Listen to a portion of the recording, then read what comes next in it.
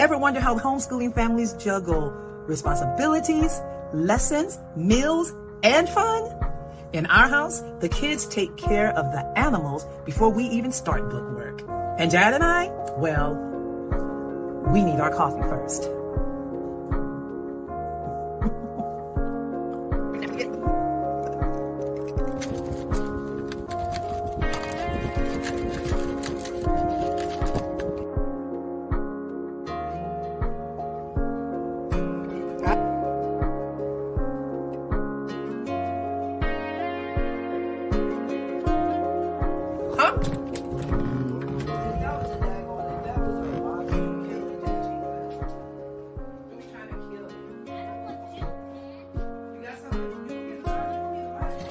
Wait.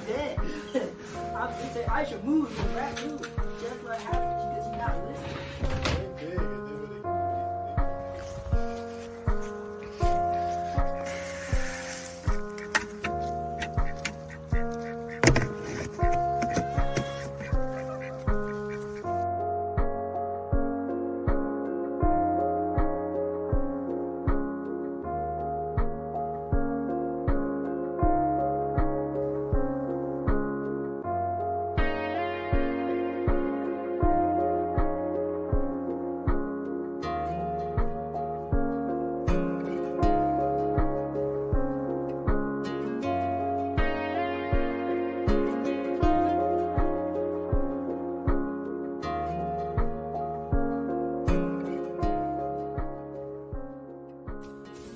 You see, when I am teaching a new concept to my children, I like to do it on a dry eraser board using contrasting colors because it just makes it much easier to see and understand visually when you're using, particularly in math, when you use contrasting colors. So in this particular math right here, as you can see, is Saxon, is 6th grade. My child is in the 6th grade.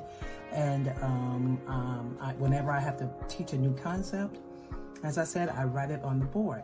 I use this math because it is a simple text, black and white. You see the pages, everything is just black and white. You have the explanation in the beginning, and then you just have the problems, story problems, and the actual new concept that's been taught. And I switched to Saxon from Abeka for one particular child because Abeka is very colorful and it has a lot of little cartoon characters on it and a lot of little sayings and things that are very distracting towards her. So that's why I had to switch her off Abeka onto this. But anyway, as I was saying, what I do when I want to teach that new concept, I take the dry eraser board and I use the practice problems that Saxon provides. They provide about 10 practice problems before they actually do the lesson. And so I tend to go through those practice problems with the child. And this particular concept is dividing mixed numbers. So I teach my child how to divide a mixed number by actually showing them how to multiply and then flip the divisor. And this is what I mean. I write 3. I tell them to bring the first fraction down, change. Oh, I'm sorry, I shouldn't be doing this. Contrast. Change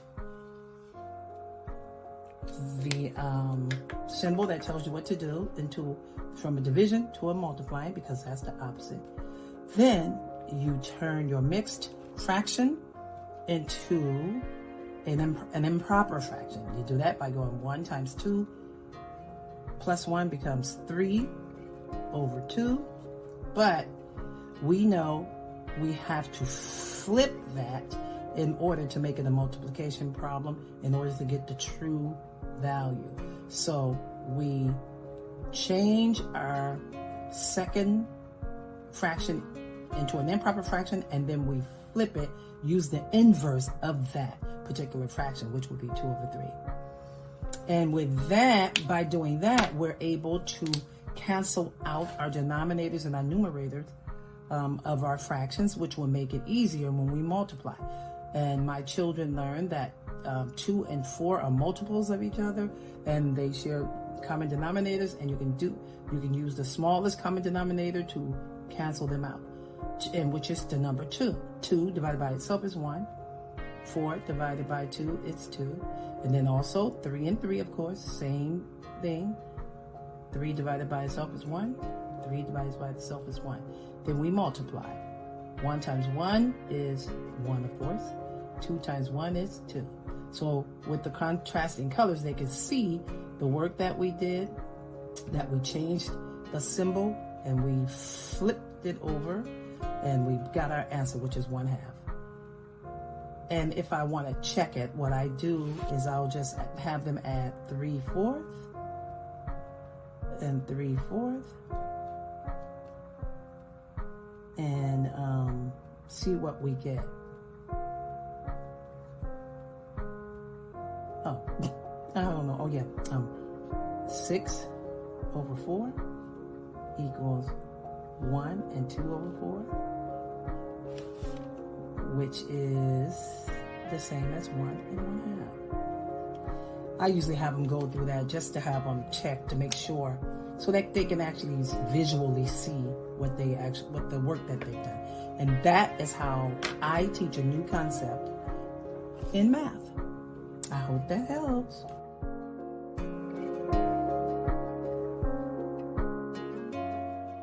Here are a few things that we have learned. That tomorrow is coming where we can try again. Don't give up. Don't give in. Try again. Also, sometimes I need to just step back and pray about that thing. I need to sleep on it. I need to lay back and just listen. And many times things have been settled in my mind to where I can understand it after I have slept on it, prayed about it, and talked to God about it. And He has revealed it. Or sometimes He shows me. I have to know when to reach out for help. Because remember, I am a homeschooling mom. We are homeschooling mothers, but that doesn't mean we know everything, and we don't have to know everything. But there's always someone out there that will know what you don't, and that is willing. They are willing to help you. So don't ever discount that. Don't ever feel like you are less than, because you're not. You can do it. And remember, my goal is always to help the new homeschooler. So don't forget, anything that you need help with, any questions that you may have, click my link down below to where you can schedule a call with me, because I am excited to help the new homeschooling parent. Okay? Don't forget that. Okay, so I'm going to see you another time. But meanwhile, check up at the top of this video. I don't know if it's on the left or the right, but whichever, to look at my related videos. And make sure you share it with your friends and your homeschooling group, so they'll know that there's someone out here that is willing to help them. And I may be the one that can help them understand the thing better than the next person. Don't forget, I'm Homeschool Mom of 8, and I will see you soon. Happy homeschooling.